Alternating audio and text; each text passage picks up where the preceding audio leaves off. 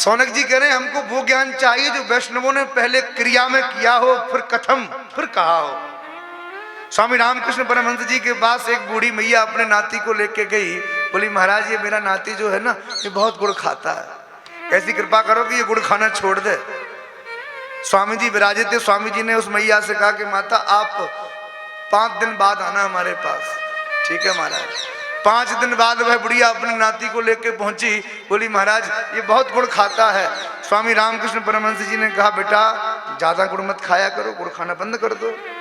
उस बेटे ने एक बार में हाँ कर दिया, ठीक है स्वामी जी नहीं खाएंगे। उस बुढ़िया ने कहा महाराज इतनी सी बात के लिए आपने 5 दिन का इंतजार हमसे कराया, 5 दिन पहले कह देते।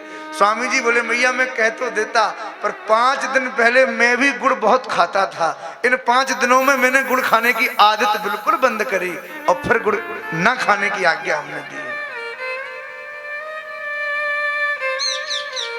वैष्णवी क्रियते कथम, ऐसी कथा हमको सुनाओ जो पावनों को भी पावन करे। प्रभु आप तो गुरुदेव हैं और गुरु के सामने प्रत्येक वस्तु सुलभ है। संसार की प्रत्येक वस्तु गुरुदेव की कृपा से प्राप्त हो सकती है। चिंता मणिर्लोक सुखम सुरद्रु स्वर्ग संपदम पर्यक्षति गुरु प्रीतो वैकुंठम योगी दुर्लभम।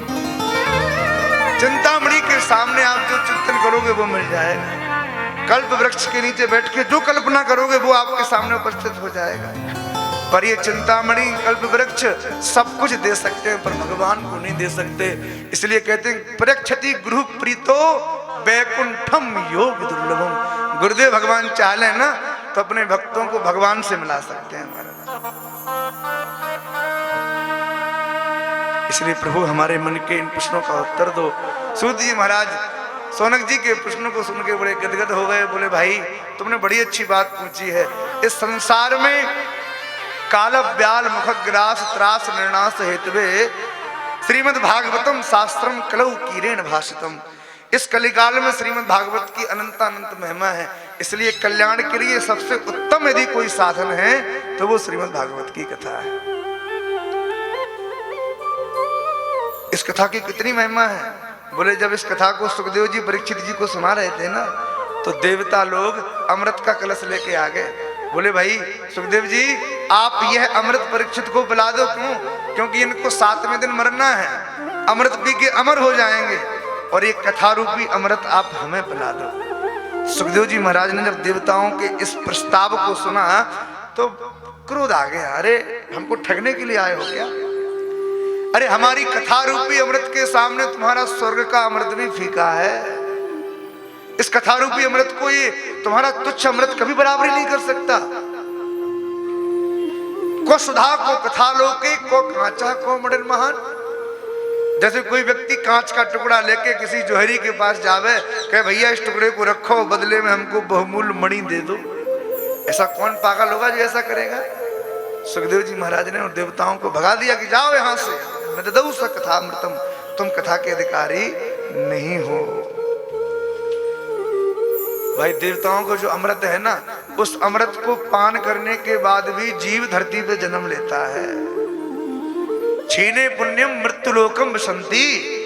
जब अमृत हम पान कर लेते हैं अपने पुण्यों को स्वर्गलोक में भोगते हैं। सारे पुण्य भोगने के बाद भी हमको इसी पृथ्वी पे धरती पे पटक दिया जाता है।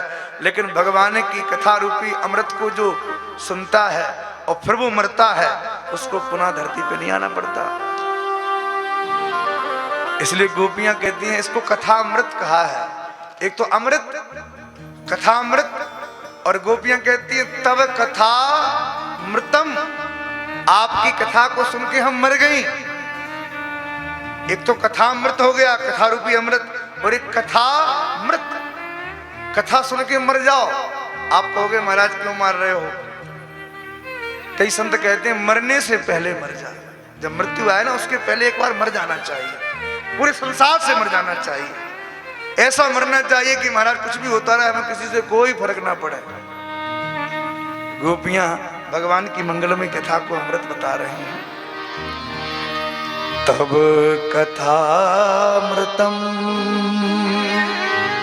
तप्त जीवनम कवि विदितम कल्मषापहम्। तब कथामृतम तप्त जीवनम कवि विदितम कल्मषापहम्। श्रवणमङ्गलम् श्रीमदाततं भुवि गृह्णन्ति भूरिदा जना। भुवि गृह्णन्ति भूरिदा जना। तब कथामृतम में कथा मार देती है महाराज। क्यों? जो जो भगवान की कथा सुनते हैं ना, वो संसार के किसी काम के नहीं बचते, फिर उनको संसार से मरना पड़ता है। मरने से पहले जो मर जाए वो आनंद है।